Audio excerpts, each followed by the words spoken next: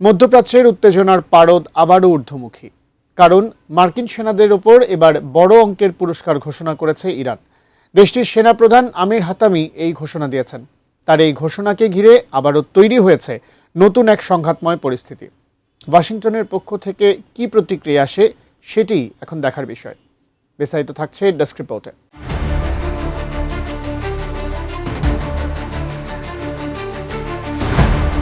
মধ্যপ্রাচ্যের রণক্ষেত্রে আবারও নতুন উত্তেজনা ছড়িয়েছে। মার্কিন সেনাদের ওপর বিশাল অঙ্কের পুরস্কার ঘোষণা করেছে ইরান। ইরানি সেনাবাহিনীর প্রধান আমির হাতামি সামাজিক যোগাযোগ মাধ্যমে এই ঘোষণা দিয়েছেন। জেরুজালেম পোস্টের এক প্রতিবেদনে এই চাঞ্চল্যকর তথ্য উঠে এসেছে। প্রতিবেদনে বলা হয়েছে, সেনাপ্রধান জানান, কোনো ইরানি নাগরিক মার্কিন সেনাকে হত্যা বা বন্দী করতে পারলে $30,000 পুরস্কার দেওয়া হবে। ইরানের স্থানীয় মুদ্রায় এর পরিমাণ প্রায় 5 বিলিয়ন তোমান। দেশটির রাষ্ট্রীয় সম্প্রচার মাধ্যম IRIB এই খবরের সত্যতা নিশ্চিত করেছে।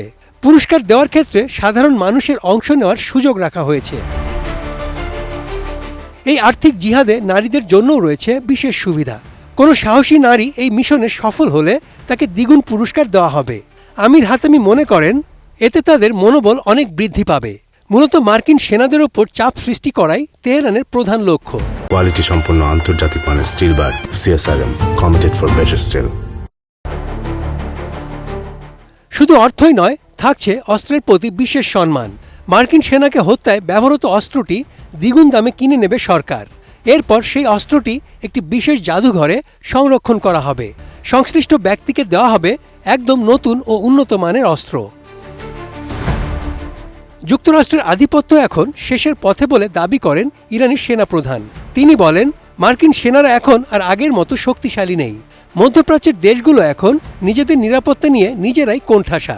ইরানের ওপর হামলা করলে কাউকে ছাড় দেওয়া হবে না বলেও হুঁশিয়ারি দেন তিনি।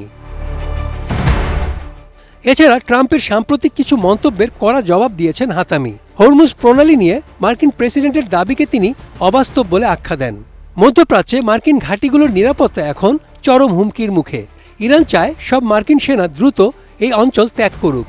যদিও ইরানের এই অভিনব ঘোষণার ব্যাপারে ট্রাম্প প্রশাসনের পক্ষ থেকে এখনও কোনো প্রতিক্রিয়া পাওয়া যায়নি। Desk report, ATN news.